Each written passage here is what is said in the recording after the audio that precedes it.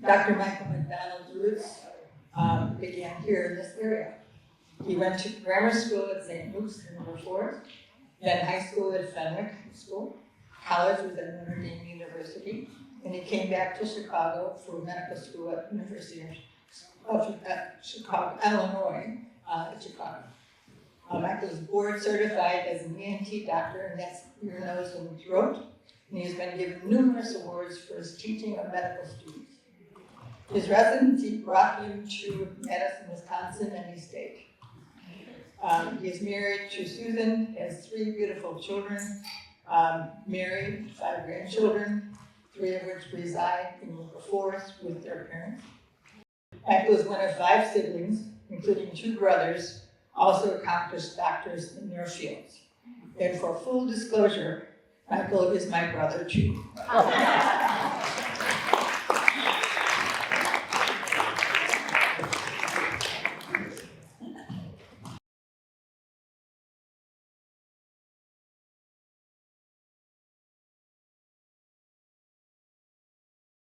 My name is Mike McDonald, and I'm a otolaryngologist. I grew up down the street, and people say, well, how did you end up doing this thing in Honduras? And it was kind of a rocky road to get there.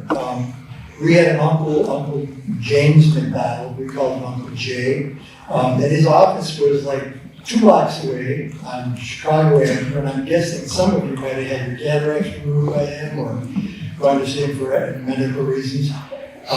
But he did this really cool stuff. So we were like, we were 5, 6, 8, 9, 10-year-olds. We had a huge span. And he would come back from Haiti, and that's when we started out doing a medical mission in Haiti. And he was one of the early people doing cataract surgery. He was the chairman at the University of Illinois. And I think he moved to Loyola as well. He was the chairman of ophthalmology at Loyola as well. And so we started going down to Haiti with Dr. Stan, and he come back with these stories about this was during the Papa Doc rule of Haiti, and we had Baby Doc, and then we tell stories about the Tonton Mahout, which was the voodoo sort of secret police of Haiti. And people would disappear, and he was kind of involved with all this, and he came back with these weird stories, very exotic, and eventually it got unsafe for him. So he started going to Nigeria, and there was the only black cardinal from Africa. He was the cardinal of Africa, and he was in Nigeria. He sponsored a hospital, and Uncle Jay went there. He did cataract surgery, and then he started doing lens implants. I don't know if some of you remember when people would have cataract surgery, they come out with these pop bottle lenses because they removed the cloudy lens. And now they could see, but they could no longer focus, so they'd have to have these really thick lenses.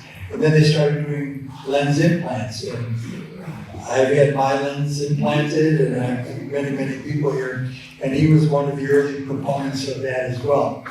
So he came back from Nigeria with these wonderful stories. He hung out with the cardinal, talked about if you saw a puddle when you're driving down the road in Nigeria, you don't drive through it, because gangs would sit around a puddle, you drive through it, the puddle might be 10 feet deep, your car would go and goes first, you come out and you drop. So it was very adventurous, and so he told all these stories. So I finished my residency in Madison, and I've always had this notion that I kind of wanted to imitate Uncle Jay, because it was adventurous, exciting, exotic, world travel, meet exciting people. So my 2 older brothers had gone with him on this mission to Nigeria, and they made it sound pretty cool. So when I finished my residency, I'm sorry, backing up a little bit. I wanted to do that, but I didn't go with him then. I arranged to take a trip to Nepal and work with the United Mission to Nepal, which was a Christian, sort of fundamentalist Christian group who would set up a hospital just outside of Kathmandu. So my older brother had gone to Nepal, and that sounded really cool, so now it was done, and it was free, and I was not yet employed as a physician. So I signed up for what used to be the Pan Am had this round-the-world airfare. And I think I'm trying to remember how much it cost me, it might have been like $500. You could travel one way and circumnavigate the globe. And so, well, this is a great idea. So again, you have 90 days to do that. So I signed up for that, bought my ticket. I was communicating with the United Mission people in Nepal, and the letters had invitation. So I get there, get up to the airport, go to the address, and the guy that I had been communicating with was gone. And they went, he's not here. Okay, I'm here. I traveled 9,000 miles. I don't have a place to stay. Oh, well, all right, well, we'll find something. So they found me a place. I stayed with a surgeon, a mission surgeon, and he had worked in Vietnam. So this was about 1980. And so he had been in Vietnam and was working in mission hospitals there. And he was a bit, I'd say he used the word crazy, but probably that applies. When the U.S. left, he said, I'm staying. I can't leave my people here. So he stayed, and then finally said, you're going to be killed. You're seen. So he finally escaped, and then ended up in Nepal with this mission group. So I stayed with him, and he said that I would use all of the antibiotics and all of the drugs we have on one patient if I could save them, because it says in the Bible, what you do unto the least of these, you do unto me. So in a world of healthcare and limited resources, that didn't seem to be practical, but that was how we practiced. So I'm a well-trained, just finished my residency in otolaryngology, and I'm there to teach him or teach people how to do ear surgery for ear disease. And he never really used me. I was there for 6 weeks, and one day he told me, hey, I had a great case come in this morning, and I did a mastodectomy. I said, well, you could have called me. Why didn't you call me? Oh, no, I did it fine. I don't need you. So it was an unpleasant arrangement. So one night we're at his house. He married a Navajo woman, and they were doing research, which was very interesting, on Navajo rug designs. And she was interested in that. She did weaving herself. And then there was the Tibetan community. This is after the Dalai Lama had been kicked out of Tibet. He was living in Nepal, and there was a community of refugees. So he said, let's go up to the refugee camp. We'll get some bikes. So we drive up there on our bicycles and look at the rugs, and that's one of the things that's fun. You can buy rugs. I bought a bunch of rugs there, brought them back as gifts. And on the way back, he said, well, let's get a little scotch. Maybe we can have some drinks tonight. All right, we'll do that. So we came back, and the guy got kind of hammered. And he starts going on about how American rich doctors are not taking care of the poor people, and God will blank them in the blank. I go, whoa, with this girl daughter right there. And so they said, you need to move out of this house. You're in danger. So I met another doctor who was with what they call an NGO, or the non-governmental organization, but he was there doing research and trying to do the same thing, but scientifically. And he said, they don't need ear surgeons here in Nepal, they need toilets. And if you walk into town, there's a little ditch running along the road, and then you get into town, you'll see somebody reaching down into that ditch to get some water, and they're boiling it for tea. And so they built a series of latrines, and they put them on the road into town. And the next day you walk by, there's a guy squatting down, namaste, right into the ditch. They didn't like using the toilets, and so their problems there were really beyond what they needed from my services. So one day this NGO guy said, I'm going to go out into a rural community, and you can come with me. So we go out there, and we set up under a tree, and he has a blanket, and people are coming in, pregnant women are coming in, he's examining them, and there wasn't a lot of ear problems that day. So I'm sitting there just enjoying this, but you're up on the hillside, in the foothills outside of Kathmandu, you can look over the city, very beautiful. And a monk walks up, and all saffron robes, and he hands me a note. And I open this note, and the note says, can you come see me? I think I have an infection, in English stuff. And I go to my guy, and my guy goes, we don't do house calls here, You came 9,000 miles, they can come down and see us. I said, well, I got nothing better to do, so I followed the monk, we went up the road, we came to this big sandstone wall, and into the wall would carve these steps, and then you guys come on, so we go up the steps, we get this little plateau, and there's an impression, a handprint impression in the sandstone. And he goes, I just gotta put my hand in there, and then we go in, there's a little temple there, and then it leads me over to a little, like a cave, carved out of sandstone, and I look down there, and there's this guy with a long beard, down to here, and his legs are crossed, and his little cell, it looks out over a beautiful view of the Kathmandu Valley, and it's quite beautiful. And so this guy had been on a 3-year, what would you call it, he hadn't spoken for 2 years, and this was in a 3-year program to learn to just meditate continuously for 3 years. And his leg was crossed, and he said, look at my leg. And those the first words he spoke to me. And he had huge abscess in his thigh. And he said, do I need help? I said, you're gonna die if you don't get down, if you don't take care of this. So they arranged to bring him to the hospital we were at, and so I walked in to see him. And he had 2 different groups of people there, and he was, this conversation, that conversation, this conversation. He'd penned out words for 2 years, and he was bothered to get out there for all once. So he survived. So that was my first exposure, and I realized that that's not a good place where I could use my skills. They didn't have the tools that we needed.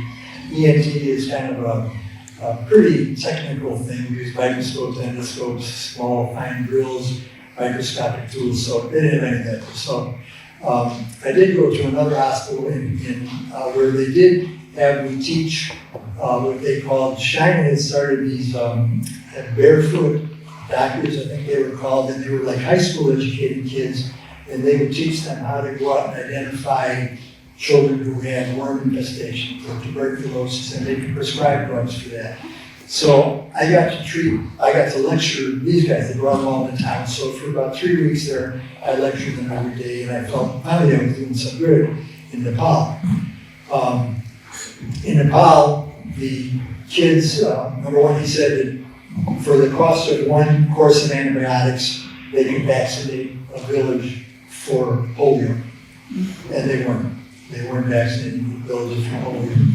So for the doctor to say I would spend all this money on one single patient really was not what I felt to be appropriate or useful or beneficial for the kids. The kids ran around barefoot, and they did a study, and there's 100% infestation with roundworm and hookworms in all the kids in the village, because people poop in the street, they poop in the ditch, they reinfect each other, they get the worms going through the foot, they migrate to the lungs, they get in the GI tract, and they bleed. So all these kids are anemic, and they'll bleed.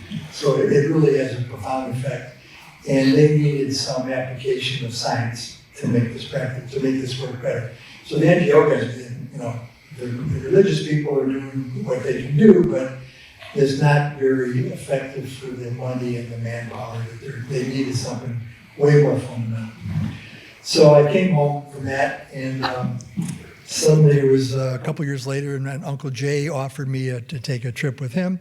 So I followed him to Nigeria. Getting there was really 3 days. You left Chicago O'Hare Airport at about 5 o'clock. You went overnight to Frankfurt. You spent a couple hours in Frankfurt. You took another flight to Port Harcourt, which is in Nigeria. You spend the night there. The next day you get up and you take a 6-8 hour bus ride to get to the village of Abak. And that's where the Cardinal of Africa had set up his hospital. So my Uncle Jay, I don't know if, does anybody here know him at all or go to him ever?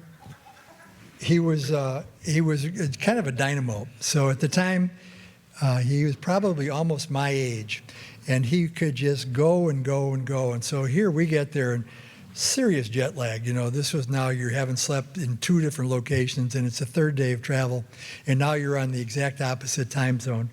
But he's energetic. He gets off the plane, he starts running, and he trips, and he falls, and he gashes his forehead. So, oh my God, he's, I'm fine. And so they warned us there'd be 2 checkpoints when we left the airport, military checkpoints. So we go to those 2, and then suddenly we pull over, there's a 3rd one. And these guys are with AK-47s, and they're drunk. And they go, oh, okay, what do you got? And they wanted to go through his stuff. So Uncle Jay, he prepares for this, and he had all these drug detail pens and things like that. Oh, take all these pens. He was handing out pens to these guys. So he gets us through that. And then we spent the night in this hotel. My brother Ray spent the night in a hotel. He still talks about that. It was kind of spooky. The door really doesn't lock, and there's some guys, shady guys all around. And so we get up and get out to the airport. And so we went there, and Uncle Jay, he would set up, he could do cataracts under local anesthesia. So he would get 3 operating room tables. He would anesthetize one person, inject the eye so that they're numb, come over, do the operation for the next person, and then patch the third person, go back to the first person, now do that. And he could do this for like 8 or 9 hours a day. And I was astonished. I mean, I was much younger then, and I thought I was pretty fit. I could not keep up with him. But we had some interesting adventures. We did go to the cardinal, the only African cardinal at the time, and this was during the period of John Paul I and John Paul II, and they got the 2 popes. One died immediately after he was elected. And so he told us about that. So he told us about how the politicking goes on. He said it's not really politicking, but it's just kind of gentle discussion about this would be a good person, and but it was very interesting. But the weird part was, so we had dinner there, and his priests were his servants, because he was the prince of the church, and so to sit there and your priest goes over and says, "Thank you, Father," and it was kind of unnerving for us all. So I finished that, and I realized we tried to set up some campaign while I was there. They took us to a government hospital. So the part of Nigeria that we're in was what was once going to be called Biafra. And there had been a horrible war there, and it was a war between the Muslims of the north and the Christian and animist population in the south of Nigeria. And Nigeria is the wealthiest country in Africa. They have oil, and it's not being spent on the people. It's very, very corrupt. So we were, when we got there, we went to the dinner, and he had, and I don't have photos of this, but he had a throne, and his throne, because the prince of the church, had 2 giant elephant tusks and a leopard skin throne chair itself with furs from lions, manes, and it was just an amazing thing. So we all got to sit in it and get our picture taken with the Cardinal of Africa. So it was, once again, we tried to set it up. So for me to do an operation that I thought would be effective, similar to the cataract surgery, there's a problem called otosclerosis in ears surgery, and that's where the stirrup bone gets stuck. And it's a simple operation. It can be done under local anesthesia. And I had hoped that maybe we could find people that could do that. And to do that, you have to do screening. So you do a hearing test. So in this part of Africa, the English and French are spoken, and then there's a local dialect. So to take a hearing test, you'd play the little tone, put the headphones on, play a beep, and then you say, ask him, did he hear that? And then you go from English to French, did he hear that? And then to French, the local dialect, did you hear that? And then you come back, no. It was very challenging, and we never were sure if we were getting accurate results. And it turns out, later I learned that African people have very, very low incidence of otosclerosis. It's just not a common problem there. People from India have a very, very high incidence, and people white people in America have a in-between incidence of this. But it would have been the perfect operation. You could do it under local anesthesia. You don't need anesthesiologists. You don't need an operating room. You do need a microscope, and you need these fine instruments, which we also didn't have. So we left the audiogram, the audiometer there for the doctor that followed him to do the testing, and it didn't work. So suddenly I'm 50 years old, and I haven't fulfilled my dream or my ambition to imitate my Uncle Jay. And my own personal doctor, my clinic, had started going down to Honduras, and he taught this thing called prolotherapy. And prolotherapy it's not a fringe thing, but it hasn't been accepted by the bulk of the medical community. What it simply is they think that most pain, arthritic type pain, comes from insertion points where tendons and ligaments attach to bone.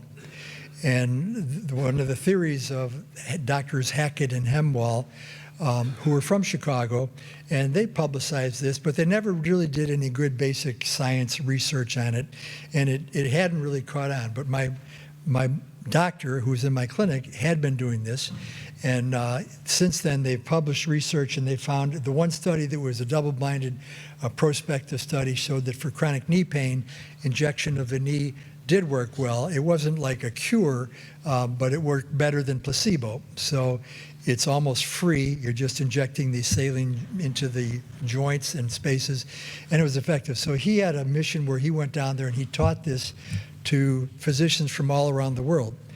And so he invited me to, why don't you come down here? Maybe we can set up something for you for ENT. So I went down there the first year, and I was very fortunate. I met two people, and you'll see their photos in a little bit.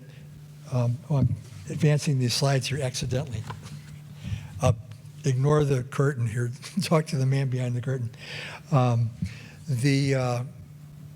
We went down there, and we found Margaret Beckman, who was the widow of the director of Standard Fruit. Now, you've heard of the banana republics, Guatemala and Honduras. Guatemala was the bad one, if you've read any books about it, but they were the ones that the CIA went in and did kicked the president out. Honduras and Standard Fruit were not great, but they weren't criminal.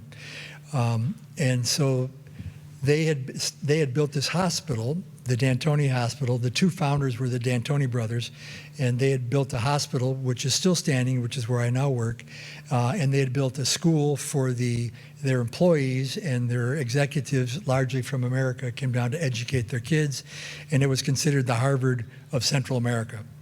So we worked there, and we worked with these kids as translators. So we set up, I came back the next year, and Margaret said, hey, I'll host your group. And what that means is that I will arrange for housing for 25, 30 people. I'll put up 10 of you in my own house. I'll arrange for transportation and food for you. I mean, it was like a monstrous job. And she was kind of the doyenne. She was now the widow of the director of Standard Fruit, and was just a very generous person. You'd walk around La Ceiba, which was the community that we were in, and people, oh, Mrs. Beckman, they'd come up to her and they'd thank you for so much for it, just all day long. It was like you're out with a rock star. And people expressed this gratitude all day long. So she hosted us. So we came down here. I brought the first year. I brought another surgeon. We brought two nurse anesthetists. We had shipped down an operating room table, an operating microscope, and I think the statute of limitations is on this, so I can tell you the truth.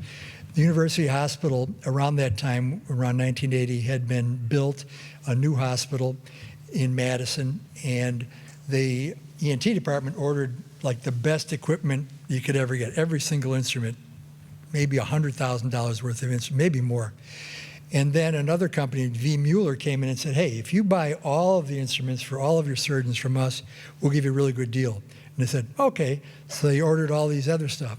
So for several years, this first load of instruments was sitting in a drawer, and people were just unaware of it. So somebody gave it to us. So I was still worried that somebody might catch us, and there's I think the statute's out on that, right? Any lawyers in the room? I think we're good. So don't tell anybody, okay? Just between us. So we were able to go down there and start doing real surgery. We did goiters. The population down there, because they have low iodine in their food supply and water supply, they get these things like textbooks where you see people with this giant mass in the neck. And you don't see that stuff in the States because they're identified much earlier. People are given, the iodized salt has kind of cured all that severe stuff. So we were able to perform big operations. We did lots of ear surgeries, and then we ran a clinic at the same time. And so a lot of people in the clinic were just simply, they couldn't hear because they had earwax. So I was working under the microscope there, and I pulled out this elderly man, probably in his 80s. He came there with his family, and he was pretty much deaf. I mean, he was, the people had to sign to him. They couldn't understand anything. They didn't have hearing aids. They're very expensive, and they were rare at that time, and they still are in Honduras. And I pulled this like cork out of his ear, and he could hear, and his family started weeping and singing. They thought that I had performed a miracle on him. And they were all singing a hymn, and people are coming down and, oh, what's going on? Oh, they're singing in Spanish. I'm not sure what hymn it was, but it was so we were able to do some real good, a lot more than I found I could do in Nepal or in Nigeria.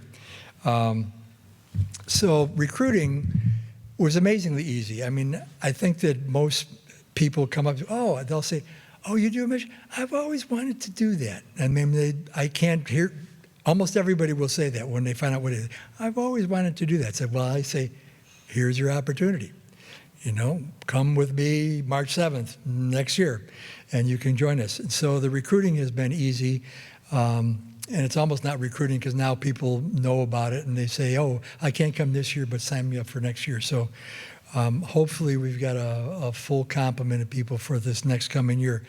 And I think that I was very fortunate. I kind of stumbled into a couple of the critical ingredients to making a mission like this work. One was Margaret Beckman, who hosted us for several years. So people came down there. She would put us up with her best friends. Some of the people who stayed in the guest houses of their friends, these are wealthy people. They all had servants and cooks and drivers. And some of the kids who came down said, well, this is great. I want to come back again. So one of the guys who volunteered was a friend of mine. He was a high school principal at Johnson Creek, which is a city outside of Madison. And he brought some of his kids. He brought some of his troubled kids. He thought it would sort of teach them a lesson. And, well, they got to they realized they could boss their drivers around, so they were going out drinking every night. So we had to put a stop to that. But in general, it was a sobering experience. And my three daughters all came multiple times. And when they first came down, it really did have what we call kind of a life-changing effect on them. They could see that, these people were really poor. They had almost nothing. They lived in pretty basic fundamental housing. They weren't like starving poor, but they said, geez, maybe, Dad, maybe I don't need those new blue jeans anymore. But a couple weeks later, yeah, but they sure look good, Dad, So I think it's a life-changing effect that lasts at least 2 weeks by our testing. I'm just doing a forget stuff here. So we had wonderful recruits. We worked with the surgeon who was probably about 40 at the time. So we had some problems. We didn't have the tools that we were used to in the States. So I don't know if you understand where a Bovie is, the little electric cautery machine where you can put it on a blood vessel and cauterize, it'll stop bleeding. If you don't have that, you have to tie every blood vessel, and it's very challenging. And if there's a lot of bleeding, it can make it very difficult. So we were having some problems with one of these giant goiters, and it was bleeding a lot. So we called the surgeon in, who was a friend of our colleague, Dr. Rigoberto Tabara. And he came in, and this guy's father was a general surgeon. So all through high school, from age 16 on, after school, he would go scrub in with his dad. So he was doing, and down there's not a lot of regulation, so he was able to first assist for probably another 15 years of his life before he would have been out in practice on his own. If you do a general surgery residency, I was 31 when I finished my training, so he was starting at age 16. And this guy was just a wizard. He was a wizard. He could get these giant goiters out in half the time we could do them in the States without any of these high-tech cauterizing instruments. He didn't have a nerve integrity monitor, which is the other thing that we worry about, is the recurrent laryngeal nerve runs along the trachea just below the thyroid gland, and it's at risk for that. And he never had any of those instruments, and he just knew where he was at all times because of his immense amount of personal experience. So when the residents come down, we all had them, okay, you're going to go do a thyroid with Dr. Elvire because this will be better than anybody you've seen at the University of Wisconsin doing these things. So we had wonderful experiences like that. My Spanish skills were very bad, and I kind of found that out my very first day of clinic. I'm trying to examine a little child with a tongue blade, and I'm saying, abra la boca, Abra la Baca. And they're all laughing. Everybody's laughing at me. Going, Abra la Baca. And what I was saying was, open your cow. I meant to say abra la boca, which is open your mouth. So it was kind of humbling. So we needed translators, and we used them. And so one of the early days we were down there, we came down there 1 year after Hurricane Mitch. I don't know if you remember Hurricane Mitch. It was the worst Atlantic hurricane in the history of hurricanes. And it dropped 78 inches of rain. The storm stopped right over Honduras, and it lasted for almost a week there. And it destroyed all the bridges in the town. 10,000 people died, and this is in a country of 10 million. It really was bad. So we went down there the year after that. When we first got there, all the bridges were out. We had to cross all the creeks, go down in the bed with the bus and come back up. We couldn't take one bus because it didn't have high enough clearance. So things were really tough there. So the Swiss donated a hospital. The government and the people of Switzerland donated money for a hospital. And my friend, Dr. Rigoberto, was going to be the director of this hospital. So it was like, well, this is a match made in heaven. So we gathered up equipment, we shipped it down to Honduras, and we worked there for the first 2 years. And the woman who was Swiss and who was sort of in charge of the financial side of this enterprise and had the connection to the donors, she kept saying, no, don't send stuff down, send money and we'll buy it. And we're going, well, I don't have donors of money, but I can find used medical equipment and we can ship it down. And we all thought that was weird. Well, turns out she was stealing stuff. And so she had a couple of young Honduran boy toys living with her. So there was a law, a Honduran law that says it's illegal to steal donated goods. So I got a call from our consulate down there saying, will you testify against this woman? So yeah, I'd like to get our stuff back. And she had apparently gotten to the judge, and the judge dismissed the case. So there was a lot of corruption in Honduras, and there still is a problem with that. So that was very disturbing. So then we went to the D'Antoni Hospital, which is the one that was owned by the Standard Fruit Corporation. And that's been really, really good. The people there are wonderful. They like us. So we had these high school kids, they're translators, and they would come in and they'd help us during the hearing test, and they'd help us in surgery to talk to the patient before we put him to sleep and explain the risk and all that stuff. They were really good, and some of these kids were great. So I'm in this room about this size, and there's maybe 200 people all kind of organizing to try to get the hearing aid clinic going. And I'm going, attention, and whistling and not getting anything, and all of a sudden I hear this voice going, silencio! And there's this little, about 5 foot tall, 8th grade girl who just took over the room like that. And people went, and they stopped talking, they, oh, no. And she quickly organized the whole room, made them go outside, come back in one by one, and we'll give them numbers. And then, it was like, damn, this kid's good. So she was really a star. Her name is Padilla. She's now a physician. And I'm sad to say that these high school kids were really optimistic, and they know that there's problems with their country, but they were really patriotic, and I'm going to make our country better. So now she's a physician, and she's trying to start practicing, and she just said, there's so much corruption. There's so much corruption. It's so bad. We had some stuff stolen from the first hospital that we were at, the Swiss hospital, stole all our suture material, and then we found there was a market for it, and it was a guy who used to work there who was selling it back to us. And it was, nobody even went get him, this guy's bad, get him. And they just was, that's how it goes. So that's nature, but there's Dr. Rigoberto Tabra, he's the only, he's kind of, I would say saintly, he's not saintly, but he wants to help the poor people. He does stuff for free. He now screens all of our patients. So we now have a setup where we will see 60 patients on the first day that we arrive, and we'll screen them and try to do 30 cases. And these will be goiters, chronic ear disease, cosmetic things. We had a little boy whose father ripped out his columella, which is this little part of your nose, and we're waiting for him to grow. We're gonna reattach that. We did the first stage on that last year finally. But he really cares about people. He's a wonderful person. And we have him working. The hospital administrator loves us. So what's happened over the years, we got connected with the Starkey Hearing Aid Company.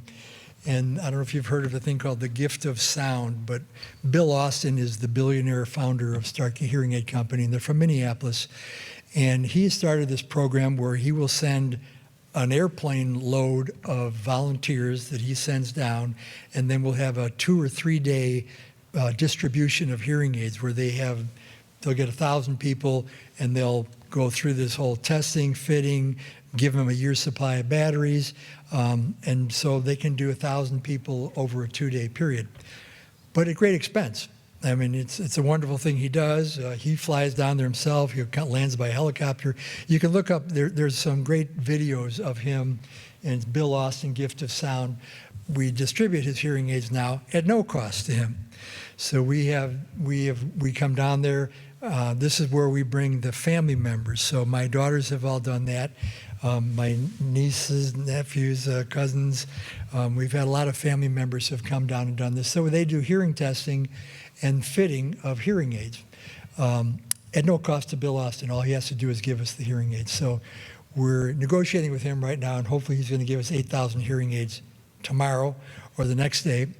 The young men and women who have been coming as translators from the school have realized that, well, we can do this. We know how to run these audiometers.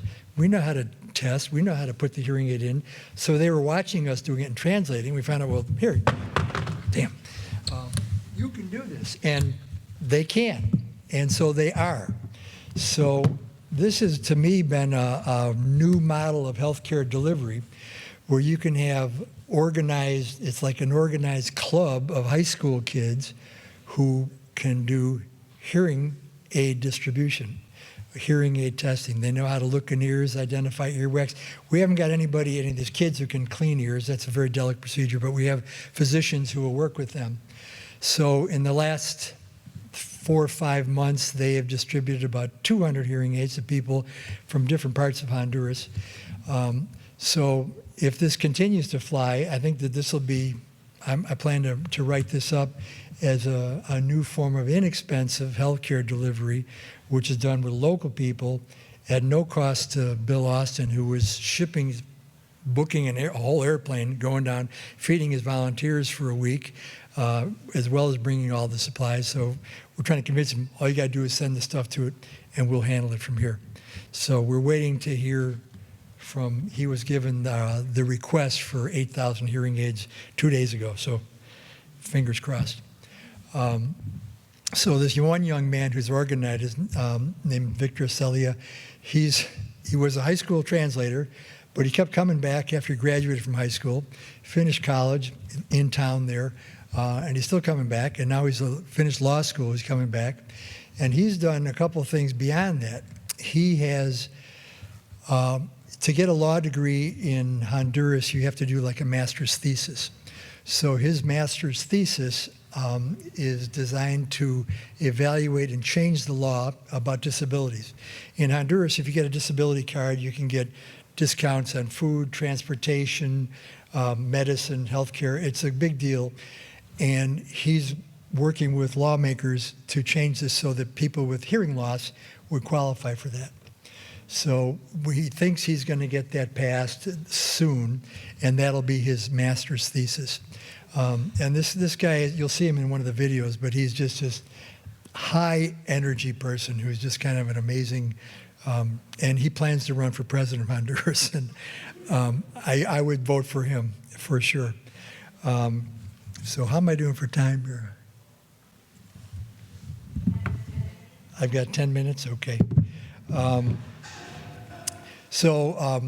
We got this Victor Zelaya, Margaret Beckman, because she had this wonderful local response, she always felt that, I'm safe from the criminals and bad people.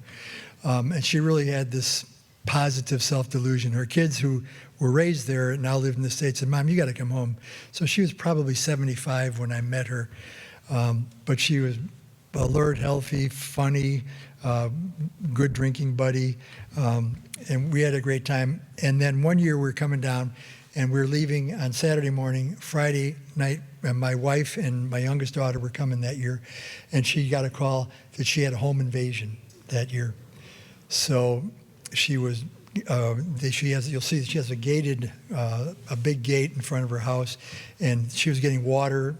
They have bottled water down there, Aqua Azul, and she's bringing water in for us while we're there, and a guy snuck in with a gun and tied her up, held her up and said, "Where's your gold? I know you got a safe here."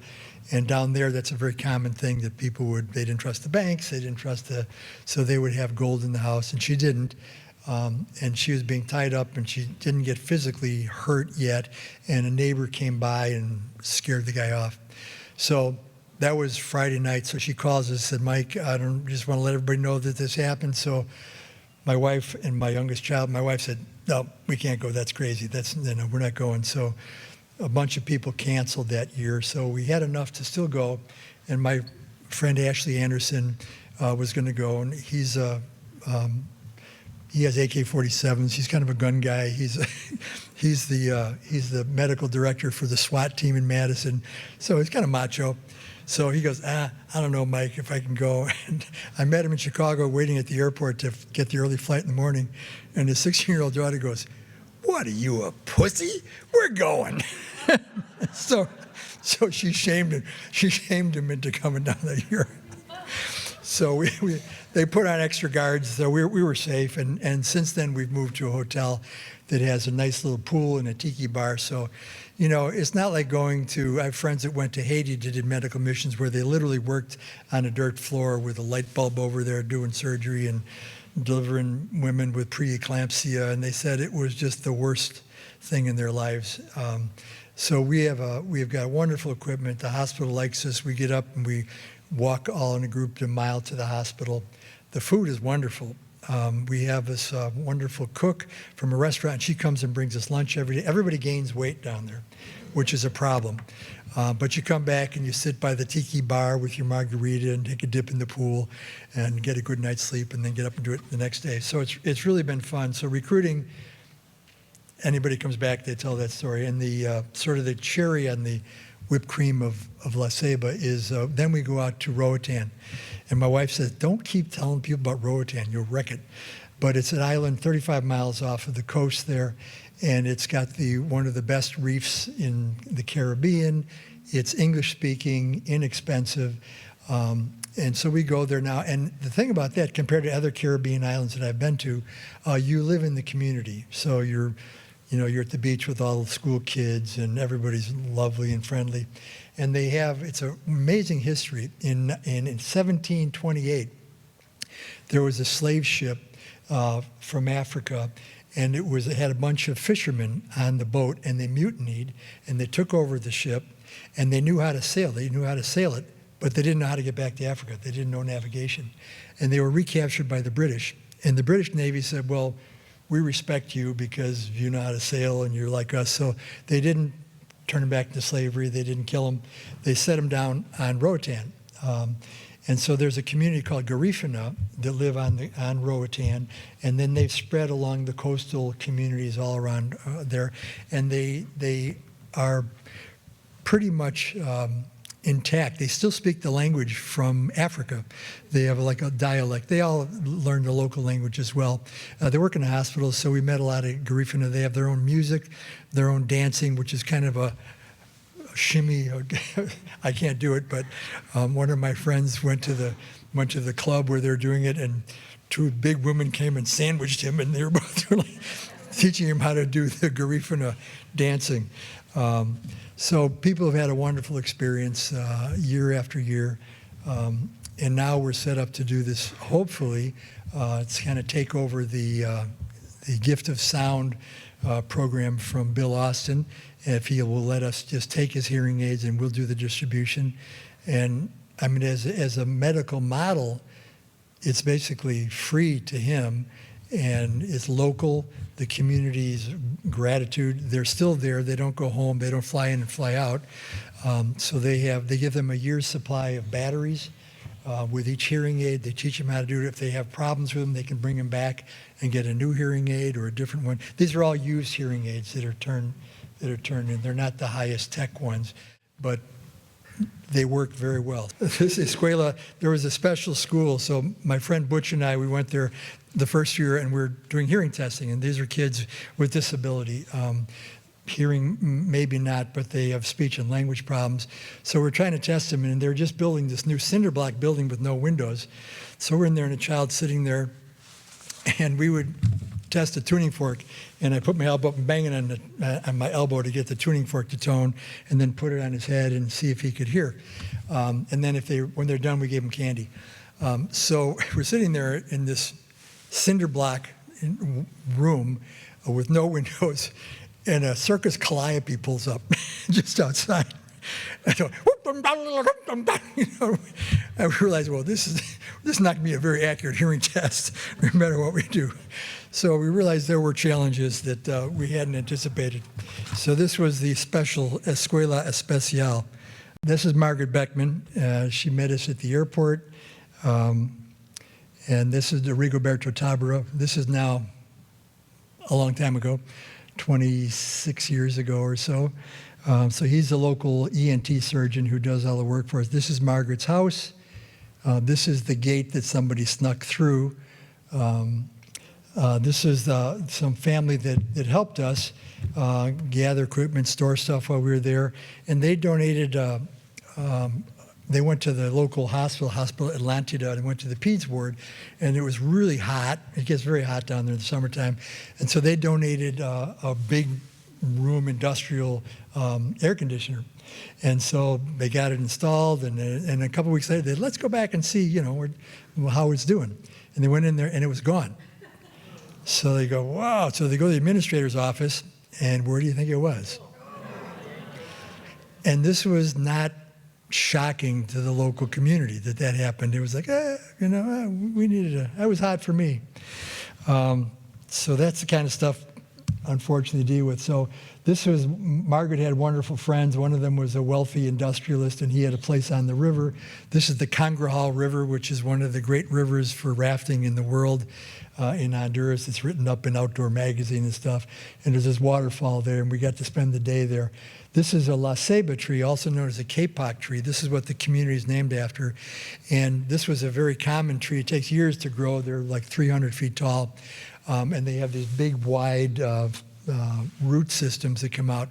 And during World War II, the U.S. harvested all those to make Mae West. So that's what they put in the life preservers, was the wood of the kapok tree or the La Ceiba tree. So this is one of the last remaining La Ceiba trees. This was the D'Antoni Hospital. This is us testing kids. That's my middle daughter, Sam. This is what the clinics look like, people waiting up. They're very, very patient, and they're very grateful. This is our sound booth. And this is where we would eat lunch on this beautiful little veranda. I mean, it really was pretty nice. I mean, we weren't heroes. People say, are you from, you know, Doctors Without Borders? I go, no, we're Doctors Without Orders. And that's me looking at the microscope, which we donated, more equipment that we donated. So there was this, an orphanage about 100 miles away. And it turns out that I went to Notre Dame, and this orphanage is run by graduates from Notre Dame. It's called the Finca del Niños, which is the farm of the children. And so we were going to go there and do this woman asked if we'd come there and test her kids for hearing and stuff like that, see if they need hearing aids. So we got there, and we didn't read the local newspaper, but there was a campesino rebellion. There have been land reforms there year after year that, you know, yeah, you get something, then they take it back. So this is one where they had blocked off a section of the road. They had trapped some shipping trucks in the way, and we stumbled on this. This was on the only road to get to Trujillo, which, by the way, was the first place that Columbus landed on the mainland of the New World. Okay, so we get there, and this thing's going on. We thought, uh-oh. So we get out, and all these people there, they didn't have guns, they just had machetes. So we explained who we were. We had that woman on the left with the ponytail. She was a Spanish teacher at the Johnson Creek High School. And so she explained who we were, and they go, oh, yeah, we like the Finca del Niños. Oh, we'll let you go through. But they wouldn't let us drive through, so we had to carry our equipment through. So we're walking through, and the leader was there, and I'm kind of you know, kind of, thank you, walking by. And I stepped on his machete and I broke it. And he went, uh-oh, I'm in trouble here. So he gave me a dirty look. He didn't chop me up or anything. But so we went there and we tested the kids. And this was the mission hospital there. So this is a very old community. I mean, 1500s, this sort of stuff was built there by Columbus and his people. And this is the beautiful beach, the Bay of Trujillo. And this is Margaret Beckman again. And this is how she put us up in her house, and she would feed 35 people for the whole week, 3 meals a day. And so my wife started coming down, and once my wife came down and started cooking, Margaret went off and did other things. So my wife was cooking for 35 people 3 times a day. And we know that she worked harder than any of us. But we come back in and have a beer. By the way, they have wonderful beer in Honduras. It's called Salve Vida. And I realized, I figured this out now, Chinese people come to America, they open a Chinese restaurant. German people go to everywhere in the world, they open a brewery. So this beer is like a high-end German lager with the same purity rules, you know, that's just 4 ingredients. And you can get it in America. It's one of my favorites. So this is the person on the right is a neurosurgeon who's a friend of mine. And we had a donation from somebody who's right about there for a gift one year. And so we were able to get a hold of this really high-end endoscopic sinus surgery equipment. And so we got screened, and this is the tallest man in Honduras. And at the time, I'm sure I was taller then, but probably I'm 6'2" then. And so he's like, what, 15 inches taller than me. Yeah, so he was, I think, 7'8". No, he was 7'8". And normally in America, this would be HIPAA. You can't talk about it, but he got on television. He was happy to broadcast his operation. So we did the first transnasal, transpituitary hypophysectomy in Central America. At the time, we were doing them at our hospital in Madison, and we did them before they did them at the university. So I'm kind of proud of that. That's us operating. This is now an operating room, has windows to look out. You don't see that. They're coming. So this is Dr. Tabara. This is the group. We always take pictures afterwards. So these are all our volunteers, the nurses. This is us operating. That's a goiter. That's a thyroid gland that got big. And this is the local community. They still have horse-drawn carriages down there. We do the hearing testing. And these are some of the other volunteers. And then you get out to Roatan, you get to do all this funny stuff. You get to scuba dive, and you get to see that. And so this is now a young man hearing for the first time.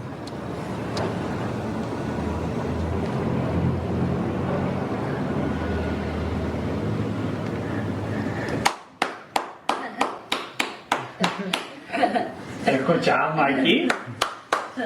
¿Tú?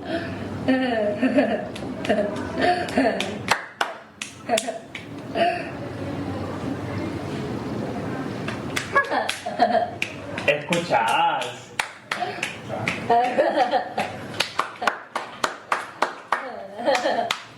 Escuchaba Mikey.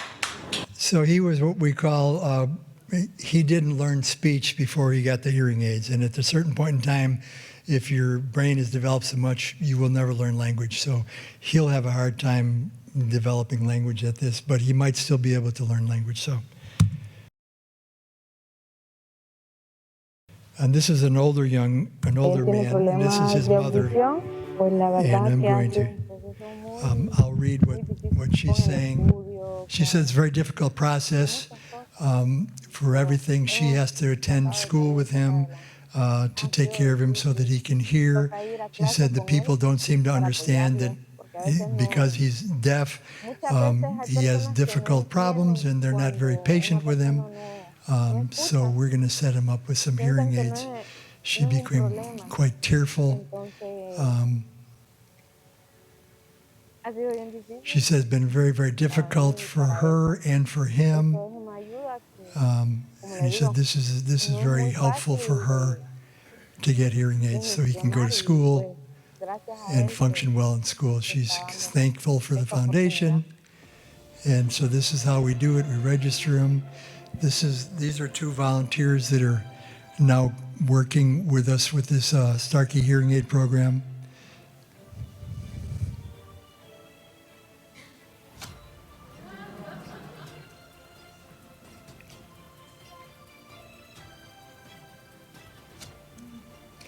Okay.